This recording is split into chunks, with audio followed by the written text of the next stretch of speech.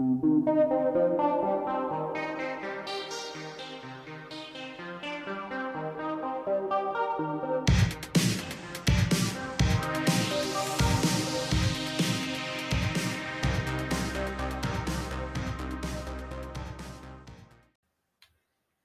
everyone, and welcome to episode 13 of the WatchRolling.com podcast, a veteran-owned podcast that focuses on watch collecting with the goal of helping veterans. My name is Jason, and I'm your host. If you're new to the pod, welcome, and if you're returning, welcome back.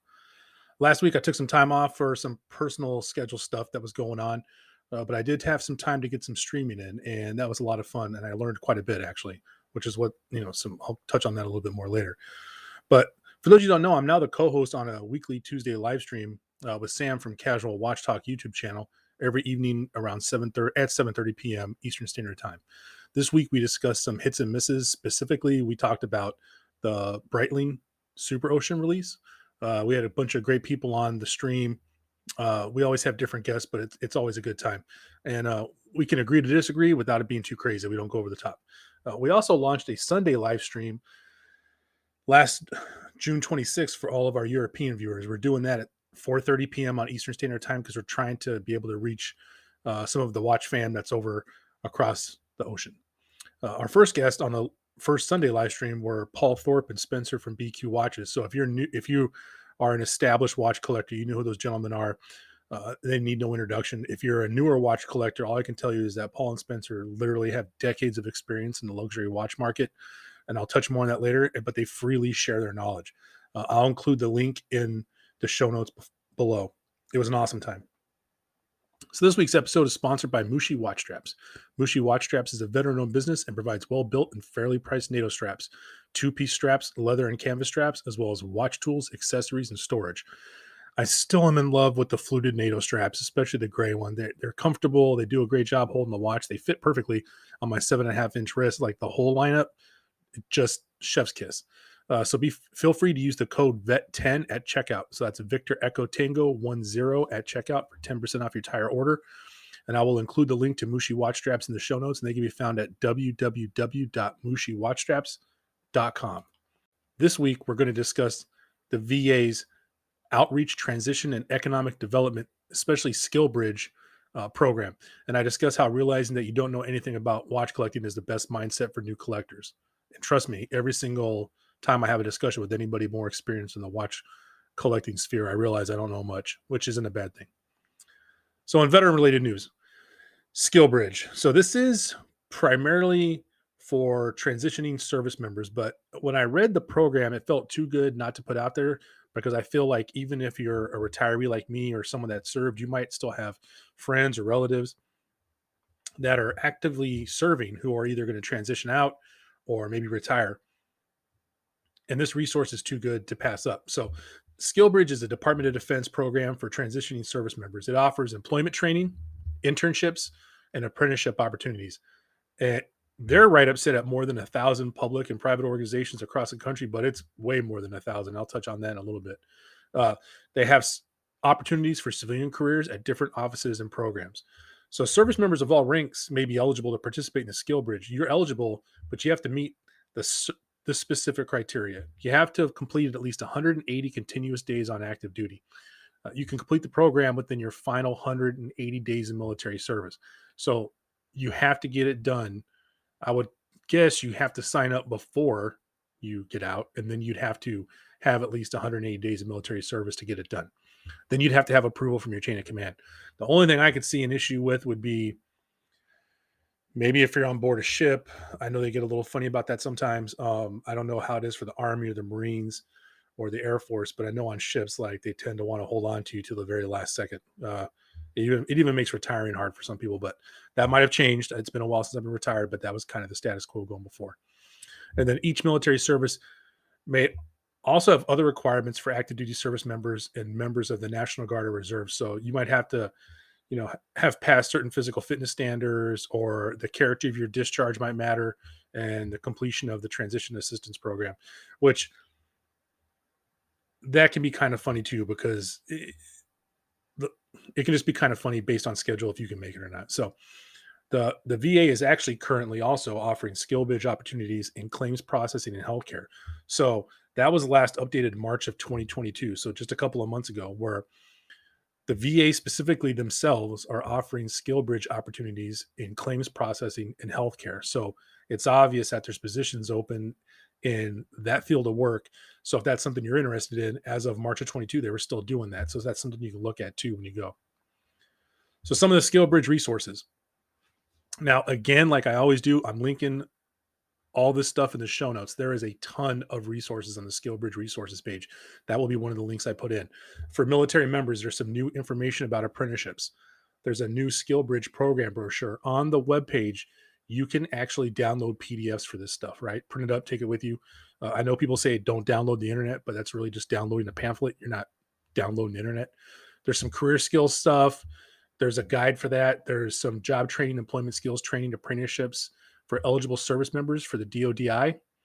And then there's a TRICARE terminal leave webpage, which is kind of important because for those of you that aren't in the military, you can, if you have enough leave time, take terminal leave before you transition out. So let's say you saved up 60 days. You can take 60 days of leave before you actually transition out, and it's terminal leave. And a lot of times people, you can use that for different stuff. Sometimes people actually take a job and work, and there's all different kinds of things you can do. So there's a terminal leave webpage on there if you TRICARE to help you out. If you're an industry employer, there's a new SkillBridge provider handbook. If you're an education center or a commander, there's a new template for services and installations, how to help you understand the SkillBridge industry partners and how to help get your personnel to that if they can get to it. Basically help the program work for the people it's designed to work for. And there's a ton of other general guidance on there. There's some SkillBridge opportunity types. There's a program participant ethics brief. There's, the Army Soldier for Life transition assistance, the Marine Corps' employment training program, the Navy's SkillBridge employment skills training program, the Air Force total force development, among other stuff. So those are all the resources. And again, I'll put them in the show notes. It's a ton. There's a link they're all on one page. So when I put that page in the show notes, you'll be able to see all that stuff and download whatever you need. So the SkillBridge organizations, as of March, when they last updated it, there are 2,138 organizations. On this page, it's pretty user-friendly. The unfortunate part is you can't really download an Excel or a PDF that has them all organized, but you can sort them by state alphabetically. You can sort them by what kind of programs they have available. You can also sort them by the civilian corporations or Department of the Navy corporations, stuff like that. So the most you can do on any one page is 50. So I was going to look for some feedback to put in there, like, hey, maybe you can let them actually search, or maybe you let people download an Excel or something. I don't know. Something to make it a little more user-friendly. But there's 2,138 organizations that have signed up to do this SkillBridge program, which is pretty sweet. Some major government stuff. There's the Department of the Navy. There's the Department of the Labor. There's a ton of various city governments.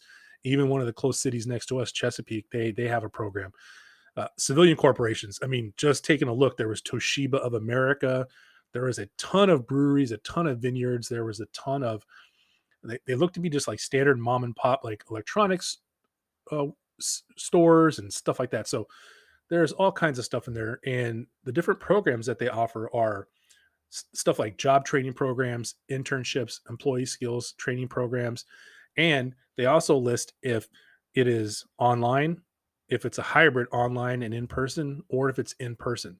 And most importantly, again, you can look and see what state, if it's state specific. So if there's a state you're planning on moving home to, because I know a lot of people move home, or sometimes people get stationed somewhere that they want to stay. I know there's a ton of people that go to like San Diego and they want to stay there forever, et cetera, et cetera. So you can also search by state. So maybe if you want to stay there, you can get ahead of the game and set yourself up to be able to stay somewhere that you want to stay, or at least have a job wherever you're going to go, or the opportunity to get an organization. So, and I can't stress it enough.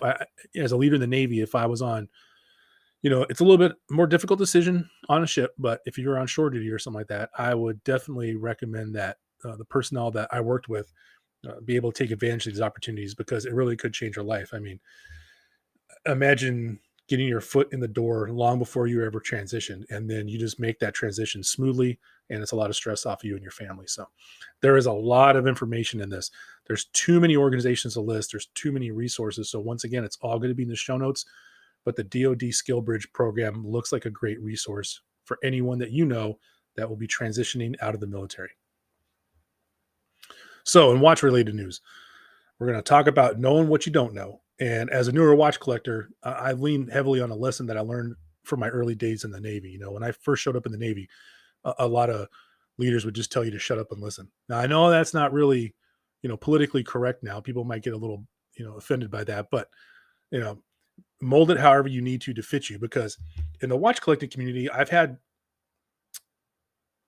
been fortunate, really fortunate to meet some great people. If we go all the way back to like my first, podcast appearances, where I was on SoCal Watch Reviews with Miguel and P. Ross, or on Rico's Watches podcast, where he interviewed me with Eric. I mean, I've been on with Adrian from Somewhere in Time and Simon from Watch the Time. I mean, there's tons of people I've been on. I'm on this regular live stream with Sam from Casual Watch Talk, and Chris. I've done some stuff with his co-host from the podcast. It's just the amount of knowledge that all these people have, and I'm just talking about online personalities. I'm not even talking about the stuff I've learned from like Instagram, but I'll cover it more in a second. A lot of times I really do try to just sit back and listen, because I'm going to give you some examples of some people that we've talked to and just give you some very general ideas of the stuff I've learned from, or the stuff I've gotten interested in learning from these people due to their wealth of knowledge. It's amazing. I've learned so much that it's got me to the point to where I realize I don't know anything. And I'll do my best to expound on that real quick. So some of the people we've had to talk to, or we've had the opportunity to talk to, or me lately, first of all, there's Sam from Casual Watch Talk. Like Sam, he's had his podcast forever. He talks about releases. He talks about stuff that's going on in the community. And with Sam, I mean, the reason why I'm glad I'm co-hosting the live stream with him, Sam is not what I call a peak and valley guy. He's not all super hyped up and then all super down. He's very middle of the road, very nuanced, very respectful in his opinion, his approach, like level-headed. But there is a depth of knowledge there, because the guy has just been interested in horology and watches for a long time. And sometimes I catch myself, I feel like I'm being a bad co-host because I'm just listening. It's like, man, oh yeah, Sam brought up a point. I never even thought about that. And some of the stuff that Sam brings, and like I said, these are just very general topics. But if you watch his stuff, I mean, you're going to learn about horology, a general knowledge about timepieces in general, lineage, what we call heritage, or whatever you want to call it. Sam really knows that stuff, so much so that he's able to tie like the design of certain timepieces. Like he'll see something that's new. Like we just had the live stream about the Breitling Super Ocean, and Sam was able to talk about the minute hand and reference it to older stuff. And at first I didn't really understand what he was saying, but then when I looked up what he was talking about, I was like, oh, he's right. Yeah, it's kind of, I understood his point even more. And then there's his co-host Chris, who does the Casual Watch Talk podcast with him.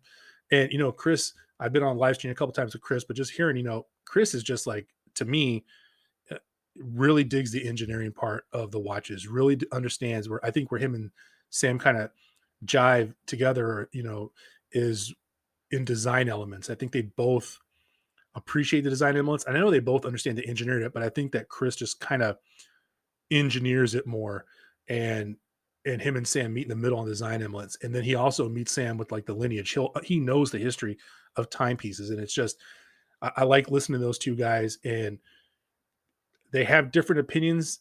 They come from different points. They can agree to disagree, but sometimes they end up in the same spot, just in their own different way. So it's been great to listen and talk with these guys and interact.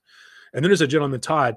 Now, I don't think Todd's got a YouTube channel, but Todd is on the live stream. For those of you that caught it, he's Judge Todd, and he judges the watches that were assigned to either defend or prosecute. And Todd knows a lot about watches. That's horology, timepieces. I mean, chronographs, Seiko chronographs. He understands what I would call the higher horology stuff, like the more luxurious pieces.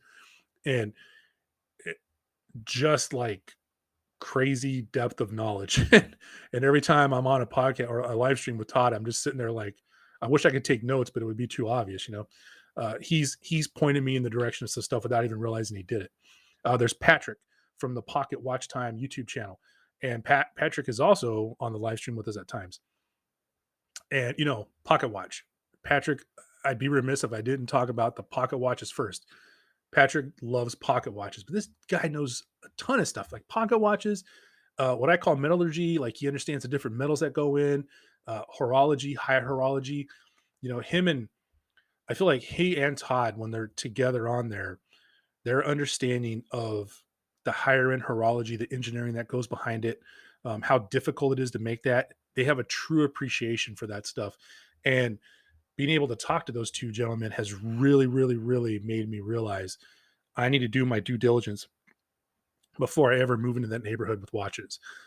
It's a whole nother world. It's like I'm playing baseball at a AA park and I haven't even seen major league pitching yet, which is fine. It's part of the journey, but those two gentlemen are there. Recently we had a live stream, like I said, last Sunday or 2 Sundays ago with Paul Thorpe and Spencer from BQ Watches. And so those of you that are watch collectors know who Paul Thorpe is. He's a watch dealer. He even said on the podcast, he considers himself a Rolex expert. He's been in the business for decades. Spencer from BQ Watches. Spencer went into his history a little bit, but it's obvious. The guy owns his own watch store online. He's a watch dealer. Listening to him and Paul go back and forth about just their watch collecting journeys and where they started and it's little things, right? Like when you're in the military and you have a specific job, like as a firefighter, we know pressures and we know temperatures and we know distances and we know weights. These are things that we know because either from a maintenance aspect or, in certain situations, like if a fire is a certain amount of degrees, can you, stay in the space or whatever when certain gases get lit off or et cetera, et cetera. These things that you memorize, right? And they change and then you learn them as they change. It's the same thing hearing these two gentlemen talk. It's reference numbers, it's specs, it's at this time this reference number was around, but then it was preceded by this one or this one superseded it. And they talk about it so matter-of-factly that it's inspired me that one day I can get to that point to where in my watch journey I can own some of these pieces and feel comfortable in that realm. I'm not there yet, but I could get there. And they're so well, and this is for everyone, and I'm probably going to say it again. They're so willing to share their knowledge, all of these people so far. And then the last gentleman we had the honor of talking to on past Tuesday's live stream was Pete from Not So Obvious Watches YouTube channel. And Pete was just, on it with Breitling, on it with the heritage, on it with the history, the design elements. He has a military aviation background, which was cool because there was little things he was saying that, I was kind of picking up on. And I understood where he was coming from. Tons of general knowledge about design elements as well, especially historical ones. His history, even though I only talked to him for a little while, you can tell it's just really, there's some depth of knowledge there, and I appreciate that. And the bottom line with all these people, every interaction with them has been down to earth. And some of these people are I would consider pretty elevated in the community. But they were so down to earth. They were so willing to share their knowledge that at the end of the day, I just had to be quiet and listen. I had to ask my questions when I could get them in. Sometimes they answered my questions before I ever asked them because they're so knowledgeable and they're talking. So knowledgeable in their discussions and in their background in the community. So it's just listen. Find people that you're interested in. Really listen. You'll learn more than you won't. And if you ever get the opportunity to talk to any of these people or any people that you respect in the watch community, ask questions. But the bottom line for me is listen first. So that's what I got for the watch related stuff. So in closing thoughts, again, as usual, I appreciate you turning into episode 13. It's been fun. I enjoyed a little bit of time off getting stuff done that I had to get done, but I want to keep it going. We're almost at 20. Well, actually we're not, but we're close. Don't forget to tune into our live streams with me and Sam on the Casual Watch Talk YouTube channel, Tuesday evenings at 19:30 or 7:30 p.m. Eastern Standard Time, and Sundays at 4:30 p.m., 16:30 Eastern Standard Time over on the Casual Watch Talk YouTube channel. Today's positive affirmation. I've been dealing with this a lot lately, but don't knock resources because they aren't perfect. All right. Nothing, not nothing, but not everything in your life will be a perfect fit for you, right? It's not going to line up exactly the way you want it. What matters is realizing that something or someone is a resource and can help you reach your goals. So if you're not taking on the message because you don't like 10% of the message, you're doing yourself a disservice. And you're doing that other person or resource a disservice too, because how often are you perfect in a message you want to deliver to someone when you're a resource? Probably not. I'm not, you know? So just don't knock the resources because they're not perfect. Do yourself a favor, do the other person a favor, the resource a favor, and use them to better yourself. That's all.